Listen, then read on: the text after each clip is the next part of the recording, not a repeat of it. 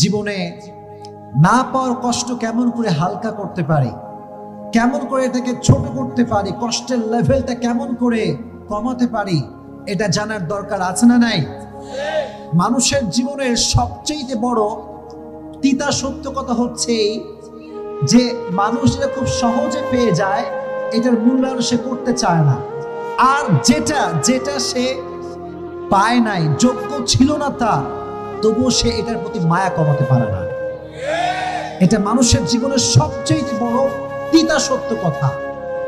কলিজার টুকরা যুবক, আমার বোনেরা, জীবনে যদি না পাওয়ার কষ্টকে হালকা করতে চান, একটা বাক্য অলওয়েজ মাথায় রাখবেন, अगर जिंदगी में सब कुछ मिल जाए तो तमन्ना किस बात की करूंगा मैं। জীবনে যদি সবকিছুই পেয়ে যাই তাহলে আশা বলতে তো কিছু থাকবে না। জীবনে বাঁচতে হলে একটা আশার দরকার আছে না নাই? জীবনে থাকার জন্য, বেঁচে থাকার জন্য প্রত্যেকটা ধাপে ধাপে রবের উপরে একটা ভরসার দরকার আছে না নাই?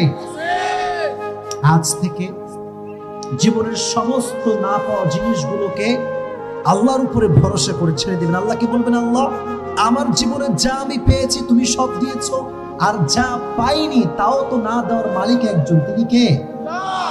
এই পৃথিবীতে হাজারো মানুষের আপন মানুষ হারিয়ে গিয়েছে, হাজারো মানুষের প্রিয় মানুষ হারিয়ে গিয়েছে, প্রিয় জিনিস হারিয়ে গিয়েছে, আর ইতিহাসের এই সব মানুষগুলো একটা বাক্য বলেই নিজেকে প্রশান্ত রেখেছে। বাক্যটার নাম হচ্ছে আল্লাহ ভরসা। সুবহানাল্লাহ পড়েন। আচ্ছা বলেন, সব বিষয়ে একটা বাক্য বলবো, আল্লাহ ভরসা। বলেন না আল্লাহ ভরসা।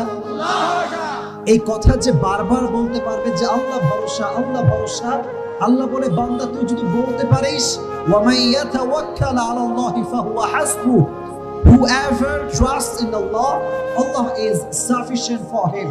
যে ব্যক্তি আল্লাহর উপরে ভরসা করে, আল্লাহ একাই তার জন্য যথেষ্ট হয়ে যায়। এজন্য আজ থেকে জীবনে না পাওয়া জিনিসটি কোনো টেনশন নাই, কোনো হতাশা নাই, কোনো অভিযোগ নাই, কোনো ছেঁকা খেয়ে বেকা হওয়া যাবে না। ঠিক কিনা বলেন?